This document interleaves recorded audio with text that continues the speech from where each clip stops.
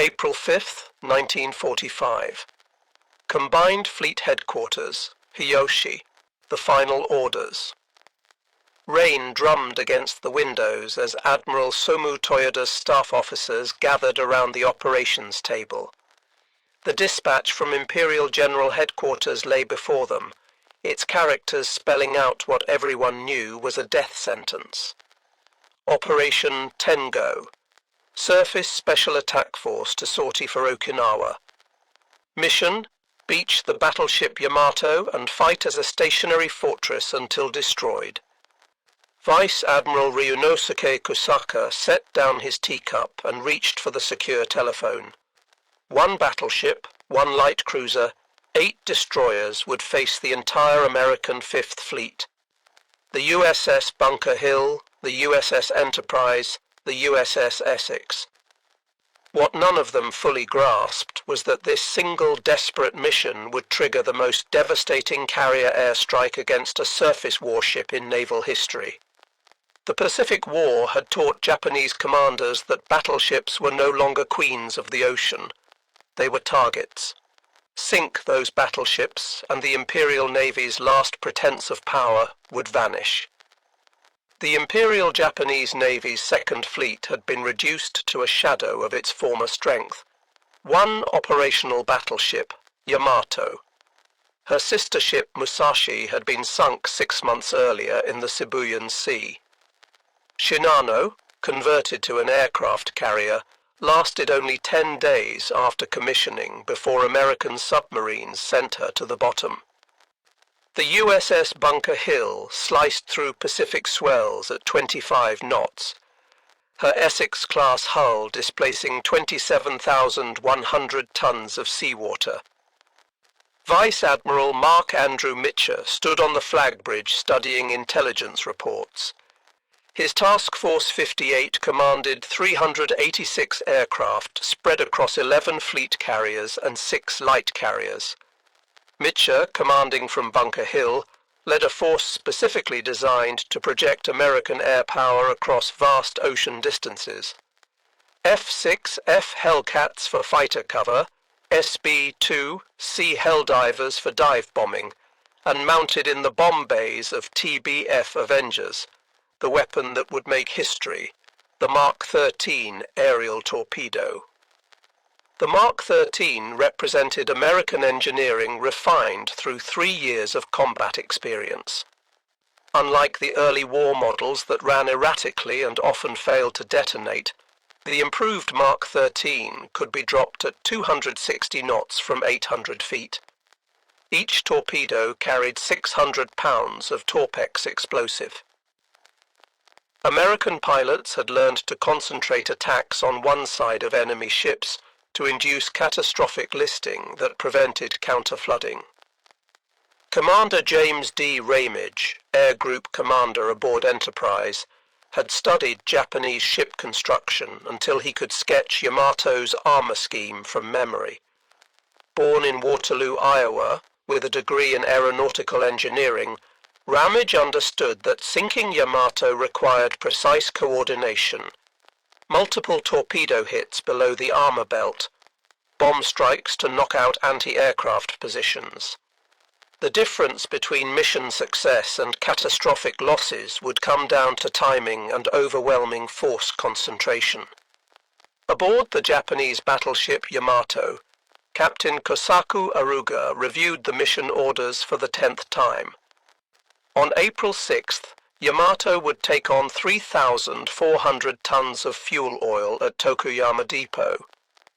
The depot personnel, in secret defiance of orders to provide only enough fuel for a one-way mission, would give the task force 60% of their fuel capacity, rather than the 40% authorized. While theoretically enough for a round trip at economical speed, combat maneuvering would consume it long before any return. Aruga had commanded destroyers at Midway, had seen the carriers Akagi and Kaga consumed by American dive bombers. He knew what carrier aircraft could do to ships without air protection. Yamato displaced 72,809 tons fully loaded, powered by 12 Campon boilers driving 4 steam turbines. Her crew of 3,332 men had survived air attacks at Leyte Gulf, submarine encounters in the Philippine Sea, and near misses during the March raids on Kure. But the battleship's greatest vulnerability remained unchanged since Pearl Harbor: concentrated air attack from multiple directions simultaneously. The American carriers formed 3 task groups as they steamed toward the intercept position. Task Group 58.1 to the north, Task Group 58.3 to the east, Task Group 58.4 racing to join from refueling operations. Each carrier launched search aircraft in expanding box patterns. The radar operators worked 4-hour shifts, their screens glowing with false returns from wave tops and rain squalls. Aircraft Coordinator Lieutenant Commander Joseph Taylor had been vectoring fighters for 20 months across the Pacific. His hands moved automatically across the radio controls as he managed the complex aerial ballet. Launch cycles every 90 minutes, combat air patrols at 3 altitudes, strike groups forming up at predetermined coordinates. The weather was deteriorating. Cloud base at 3,000 feet, rain squalls moving through the area, visibility varying between 2 and 10 miles.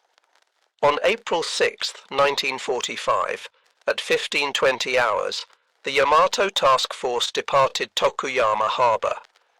10 ships with the light cruiser Yahagi in the lead, followed by destroyers, with Yamato bringing up the rear.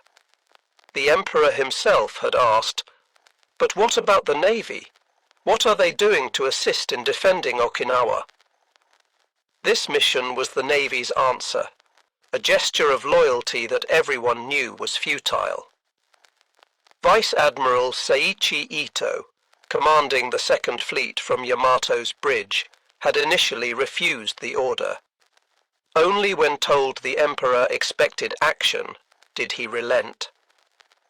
As the task force sorted through Bungo Strait, the narrow passage between Kyushu and Shikoku, 2 American submarines were already waiting. USS Threadfin, commanded by Commander John Joseph Foote, picked up the Japanese force on radar at approximately 17:45. 10 contacts in formation, speed 22 knots, course 240 degrees. Foote surfaced briefly to transmit his contact report in clear language, knowing the Japanese would intercept it, but prioritizing speed over security. USS Hackleback, positioned further south, took over surveillance as the Japanese force entered the East China Sea.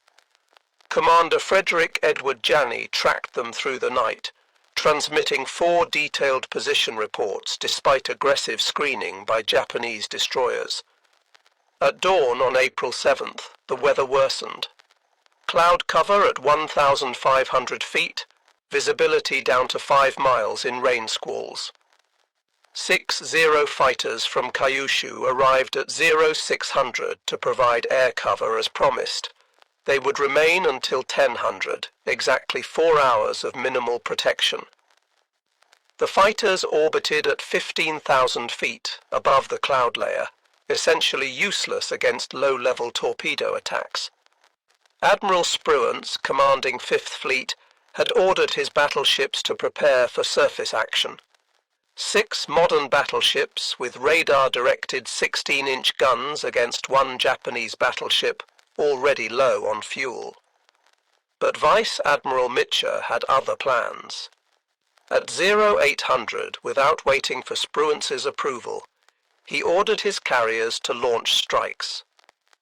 At 0657 on April 7th, the destroyer Asashimo signaled engine trouble and began falling behind. Captain Hisao Kotaki, commanding Destroyer Division 21 aboard Asashimo, ordered emergency repairs, but the damage was beyond his crew's ability to fix at sea. The destroyer fell steadily astern as the task force continued toward Okinawa. Task Group 58.1 and 58.3 began launching at 1000. The strike package was massive: 132 fighters, 50 dive bombers, 98 torpedo planes. Aircraft from 11 carriers converging on a single target. Fighters would go in first to suppress anti-aircraft fire. Dive bombers would attack from multiple directions to split defensive fire. Torpedo bombers would coordinate their runs to ensure hits on the same side of the target. PBM Mariner flying boats maintained contact, circling just outside gun range, radioing continuous position updates. At 12:20, Yamato's lookouts spotted the first wave of American aircraft. Dark specks emerging from clouds, growing larger, multiplying. The anti-aircraft guns elevated, tracking targets, waiting for the order to fire. At 12:32, Yamato opened fire with her main battery.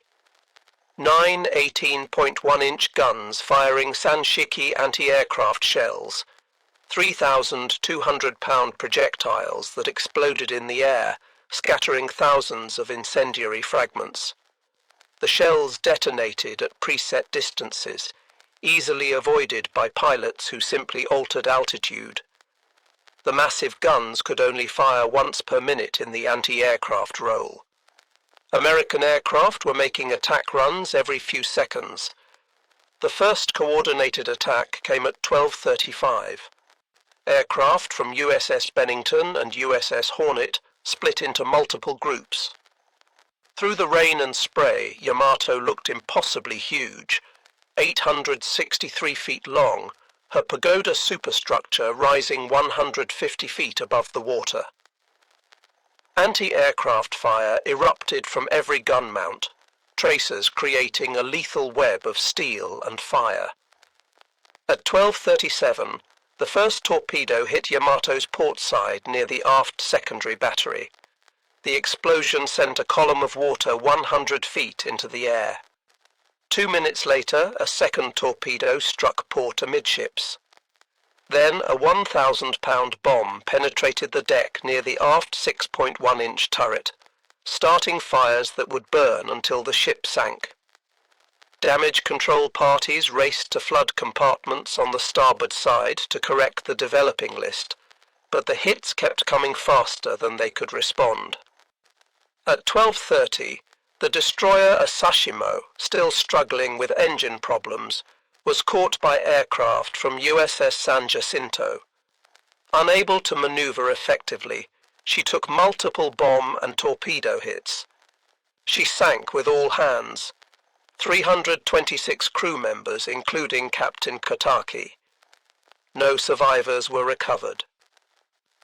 At 12:43, the destroyer Hamikaze took a direct bomb hit on her bridge, killing her captain and most of the bridge crew. Burning and out of control, she was finished off by torpedo bombers. 242 men died with her. Yahagi, the light cruiser, was simultaneously under attack by aircraft from 3 different carriers. Multiple bomb and torpedo hits left her dead in the water, burning furiously. By 1300, Yamato had taken at least 5 torpedo hits, all on the port side. Her list had increased to 15 degrees despite counter-flooding. Speed had dropped to 18 knots. The second wave was already forming up. 100 aircraft from task groups 58.1 and 58.3. Fresh pilots with full ammunition loads against a wounded giant that could no longer maneuver effectively. The torpedo bombers coordinated their attacks with practiced precision. 3 divisions approaching from different bearings, all targeting the port side. At 13:42, 3 more torpedoes hit port side. Yamato's list increased to 20 degrees. Water was flooding through damaged hatches, entering spaces that should have been watertight. The assistant damage control officer reported to Captain Aruga that counter-flooding was no longer possible. All void spaces on the starboard side were already flooded. Vice Admiral Ito recognized the inevitable. At 1350, he ordered the cancellation of Operation Tengo. Signal flags went up ordering the surviving destroyers to rescue survivors. But Yamato's radio rooms were destroyed. Communication with the rest of the fleet was only possible by visual signals through the smoke and spray. At 1402, Captain Aruga gave the order to abandon ship. But the list was already approaching 30 degrees, making movement on deck nearly impossible. Men slid down the tilting deck into the water. Others were trapped below as hatches jammed or passages flooded. The Emperor's portrait was removed from the bridge and handed to a junior officer with orders to survive. Executive Officer Captain Jiro Nomura tried to convince Aruga to leave the bridge. The captain refused, ordering Nomura to save himself. Aruga lashed himself to the compass binnacle with rope, determined to go down with his ship. Vice Admiral Ito retired to his cabin, refusing all entreaties to abandon ship. At 1407, another torpedo hit starboard side, the only hit on that side during the entire battle. The impact was barely noticed as Yamato's list had already passed 35 degrees. Men were jumping from the high side, falling 60 feet or more to the water. The massive 18.1-inch gun turrets, each weighing 2,774 tons, began to break free from their mountings. At 1414, Yamato's list reached 90 degrees. She was completely on her side, her massive hull still moving forward at several knots. Inside, hundreds of men were trapped in compartments that had become death traps. At 1417, the forward magazines detonated. The explosion was visible 160 kilometers away in Kyushu. A mushroom cloud rose 20,000 feet into the air, punching through the overcast. The blast wave knocked American aircraft out of control, caused minor damage to some flying too close. When the smoke cleared, Yamato was gone. Only debris and oil marked where the world's largest battleship had been moments before. Of Yamato's crew of 3,332 men, only 276 survived. Vice Admiral Ito, Captain Aruga, and most of the senior officers went down with the ship. The destroyer Yukikaze and Fuyutsuki rescued survivors despite continuing air attacks, their crews throwing everything that would float overboard for men in the water. The destroyer Kasumi, heavily damaged with her bow blown off, was scuttled by Fuyutsuki's torpedoes. Isokaze, burning and dead in the water, was also scuttled. The light cruiser Yahagi sank at 1405 after fighting magnificently against overwhelming odds. The final tally was devastating. 6 of 10 ships sunk. Approximately 4,137 Japanese sailors dead. The American losses, 10 aircraft, 12 aircrew. Carrier aviation had achieved in 2 hours what would have taken battleships a day-long engagement to accomplish, if they could have accomplished it at all. Task Force 58's success represented the maturation of carrier warfare doctrine, the coordination of strikes from multiple carriers, the concentration of attacks to overwhelm defenses, the tactical precision of targeting one side of the ship, all demonstrated American naval aviation at its zenith. 3.5 years after Pearl Harbor, the prophecy of air power advocates had been fulfilled in the most dramatic fashion possible. The psychological impact on the Imperial Navy was shattering. Yamato had been more than a ship. She was a symbol of Japan itself. The name Yamato was the ancient poetic name for Japan. Her loss represented not just military defeat, but spiritual collapse. Admiral Toyoda would later write that Operation Tengo's failure marked the effective end of the Imperial Navy as a fighting force. Intelligence capabilities had provided crucial advantage throughout, American code breakers had been reading Japanese naval communications, knowing about the sortie before some Japanese ship captains received their orders. Submarines were pre-positioned, search patterns optimized, the element of surprise completely absent. Training standards reflected the industrial gap between the two nations. American pilots arriving in the Pacific in 1945 averaged 300 hours of flight training versus 100 hours for Japanese pilots. American squadrons rotated home after combat tours to train replacements. Japanese squadrons remained in combat until destroyed. The battle influenced post-war naval construction worldwide. Every major navy studied the engagement, recognizing that battleships were obsolete, anti-aircraft defenses needed fundamental improvement, and radar and communications were as important as guns and armor. Admiral Mitscher's after-action report emphasized coordination as the key to success. 11 carriers launching strikes required precise timing to prevent mutual interference. The lessons learned would be applied in Korea 5 years later. Individual stories illuminated the tragedy. Ensign Mitsuru Yoshida, one of Yamato's few surviving bridge officers, would later write about watching American pilots press home attacks through murderous anti-aircraft fire.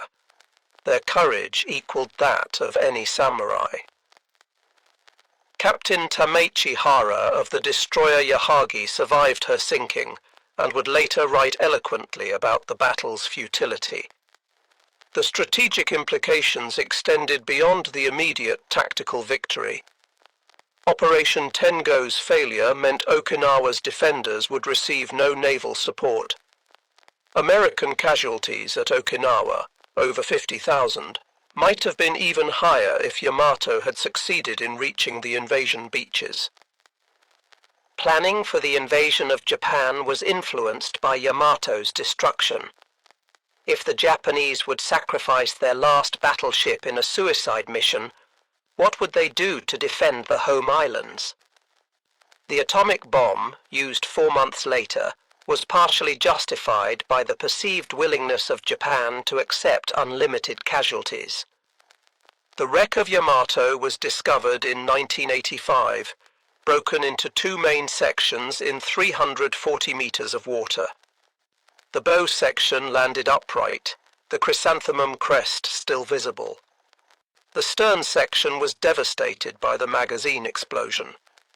Modern analysis suggests Yamato took 11 to 13 torpedo hits and 6 to 8 bomb hits.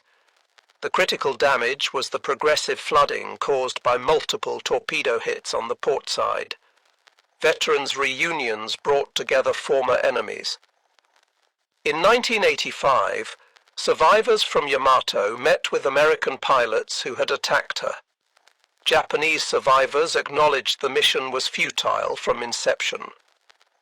American pilots expressed respect for the courage of men who sailed knowing they would not return. The memorial at Kure, Japan, where Yamato was built, draws thousands of visitors annually. Japanese come to honor the sacrifice of the crew. Americans visit to understand their former enemy. The museum emphasizes peace through remembering war's terrible price. Cultural depictions have shaped public memory. The 2005 Japanese film Yamato portrayed the crew's sacrifice as heroic but futile. Both Japanese and American perspectives contain truth. The battle was simultaneously a tragedy for the men who died and a demonstration of military evolution. The environmental impact continues today.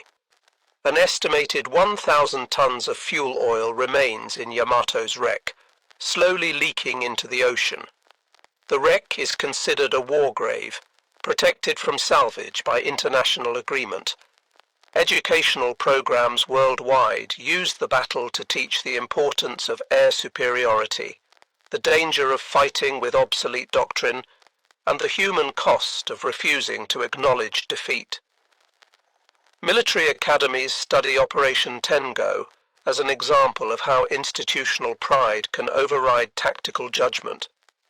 Technical analysis reveals the sophistication of American tactics. Torpedo bombers approached at specific angles to maximize hit probability. Dive bombers targeted communication and fire control systems. Fighters suppressed anti-aircraft positions in coordinated sequences. The attack was not a melee, but a carefully orchestrated operation. Weather played a crucial role. Low clouds prevented high-altitude bombing, forcing aircraft into anti-aircraft fire. Rain squalls provided concealment for torpedo bombers. Rough seas made damage control more difficult.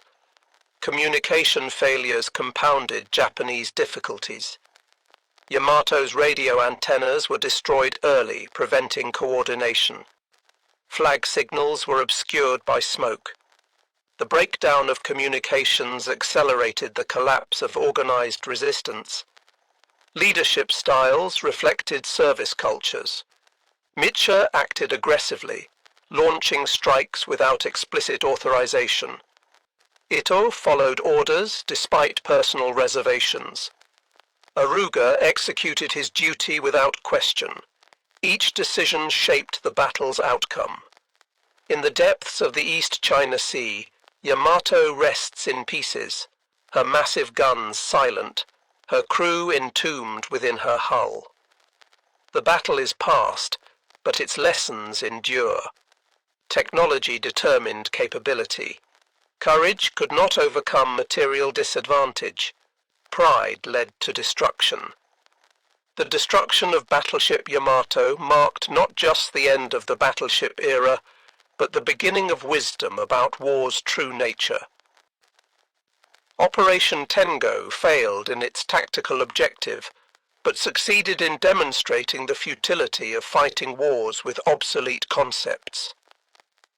That demonstration, written in the lives of 4,137 Japanese sailors and 12 Americans, stands as Yamato's final service to humanity, a warning about the cost of war that echoes across the decades to our own time.